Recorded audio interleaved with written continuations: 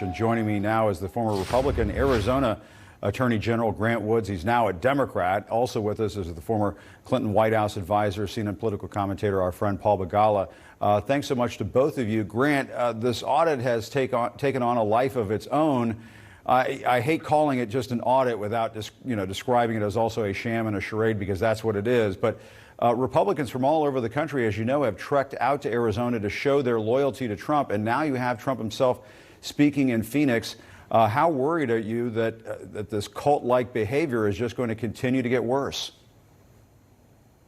Well, Jim, I think it probably will, because that's what it is. I think we should keep some perspective on this. In Arizona, we used to, for most of the time, we had 2 Republican senators. Now we have 2 Democratic senators. Joe Biden won Arizona. And so that's kind of where the voters are. That wasn't very long ago. And when you look at Arizona, the Republicans have a problem in Arizona, and it's only getting worse. Arizona is a state where we have about 1/3 Republicans, about 1/3 Democrats, and about 1/3 independents. And so, the ones who are left in the Republican Party, they're kind of hardcore, and a lot of them are kind of cultish, like the people who would show up at that thing today. But the independents who will swing the election they have no interest in this audit. They know it's a sham, and the polling's pretty much off the charts there. So ultimately, it's a losing proposition for them. But they've got the dilemma, because that's where all these candidates are there. They got to win the primary to get to the general. They can't win the primary unless they kiss the ring of their cult figure. That's their problem. That's their dilemma. Ultimately, it's a losing strategy in Arizona and hopefully elsewhere. And Paul, the Washington Post reports that former President Trump's political PAC stockpiled some $75 million in the first half of the year, but he didn't use any of that money to help fund these ballot reviews he likes to talk about so much. Do you think he's going to admit that to the audience today? I kind of doubt it. Maybe he could quote scripture where Christ taught, "Where your heart lies, there too shall your treasure be." His heart is not in this thing. I mean, he'd be putting money behind it. I don't know if he realizes that it's a fruitless effort. I think Grant makes a really good point about the box that he has put his party in.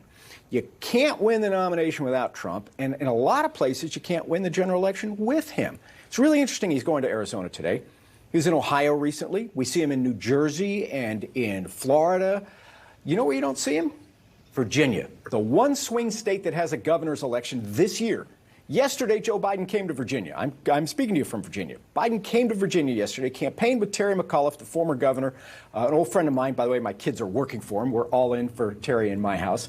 But Biden came, and why won't Trump? Trump has a golf course here. They say quite beautiful. He's got a winery here. He owns lots of land in Virginia. Come on, Donald, come to Virginia. You know why he won't? Because McAuliffe is already attacking his Republican opponent for being too close to Trump. And Trump lost Virginia by 9 points the last time. And that's the problem his party's in. I think Grant actually hit the nail right on the head. And Grant, Republicans in Arizona and 17 other states have used these election fraud conspiracies to pass 30 laws this year alone that make it harder to vote. That's according to the Brennan Center for Justice. These voting rights bills, I guess right now, that are trying to reverse some of this in the Senate are dead for the moment. The president and others feel like perhaps they can come back from the dead. But what do you think of where things stand right now in terms of these efforts across the country that seem to have some of their genesis in Arizona? They want to be like Arizona. Right. Well, I'm concerned about it. I really am. I'm generally not too alarmist about most of these things, but I am on this one. I think I do believe this is a fight for our democracy. And I'm against the filibuster in general. To me, it's a joke that people act like this is 20 years ago or 40 years ago or 50 years ago. It's not. It's 2021. Just look at the behavior of the Republicans in the Senate, how they've massed together and won't work cooperatively on virtually anything. So they got to get rid of the filibuster, period. But certainly we've got to make an exception here for voting rights and craft something with a senator from my state, Sinema. I don't know what her problem is, frankly.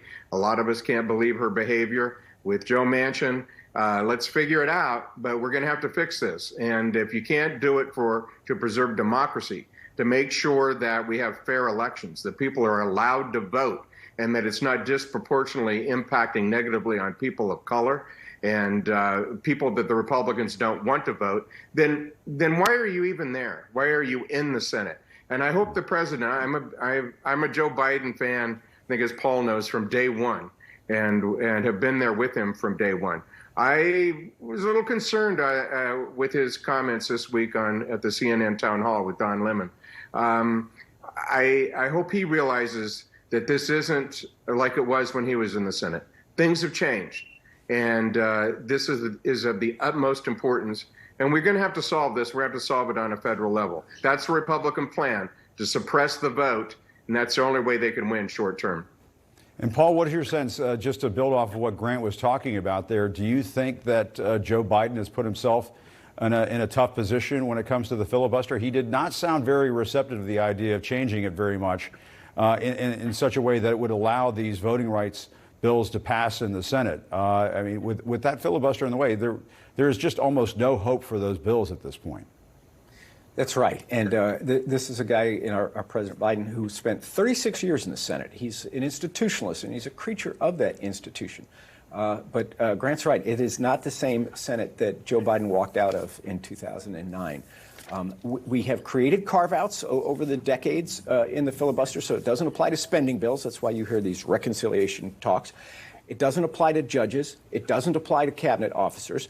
It shouldn't apply to voting rights. It shouldn't apply to voting rights. It's just, that's so foundational, in the same way that spending money is that foundational. And I think the president was wise to stay out of it, let the Senate try to fix it themselves. I thought he did in the town hall with Don Lemon. I thought he did lean into opposing filibuster reform more than he should, because this is not the case where, back in the day, my old boss and mentor Bill Clinton could sit down with Grant's old boss and mentor John McCain. They could reach across the aisle and get things done. Mitch McConnell has said his goal is to make Joe Biden a one-term president. Of course, he had the same goal with Obama, and he failed at that. Yeah, 2 Democratic presidents in a row he has said this. Right.